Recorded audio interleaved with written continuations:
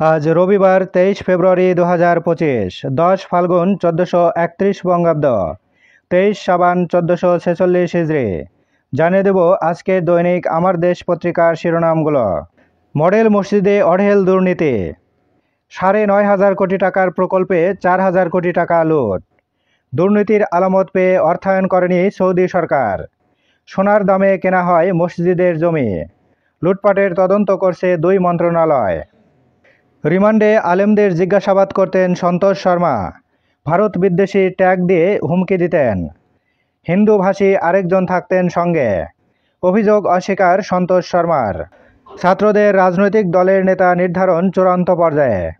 ট্রাম্পের গাজা দখলের খায়েশ, নজিরবিহীন ঐক্য আরব বিশ্বে। ডোনাল্ড ট্রাম্পের অভিযোগ, অপরিচিত বাংলাদেশি ফার্মকে $29 মিলিয়ন সহায়তা। চ্যাম্পিয়ন্স ট্রফি, পাক ভারত আসল লড়াই আজ। নেচার সাময়িকীর গবেষণা নিবন্ধ, করোনা ভাইরাস ছড়িয়েছে র্যাকুন কুকুর। করোনার উৎস হর্ষ বাদর। কোভিড-19 মহামারীতে বিশ্বব্যাপী 70 লাখের বেশি মানুষের মৃত্যু। র্যাকুন কুকুর বিক্রি হতো খাদ্য ও পশমের জন্য। প্রতিদিন দৈনিক পত্রিকাগুলোর শিরোনাম জানতে লাইক, কমেন্ট এবং সাবস্ক্রাইব করুন।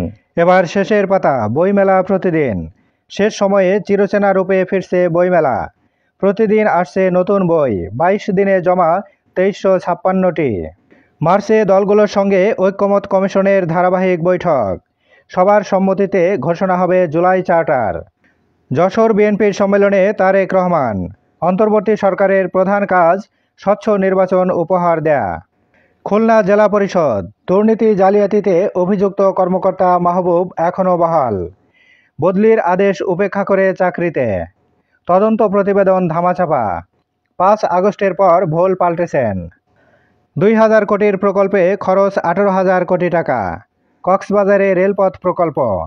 প্রতি কিলোমিটার রেলপথ নির্মাণে খরচ 179 কোটি টাকা।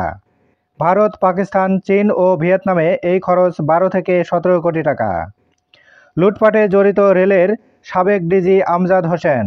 প্রকল্প পরিচালক মফিজুর রহমান ও নাজনীন আরা কেয়া। রংপুরে মাহমুদুর রহমান, জুলাই বিপ্লব ও শহীদ আবু সাইদকে নিয়ে গবেষণা করতে হবে। ঝিনাইদহে চরমপন্থী নেতা হানিফসহ 3 জন গুলিতে নিহত। নির্মাণাধীন ভবন থেকে ইট পড়ে রাজধানীতে 1 জন নিহত।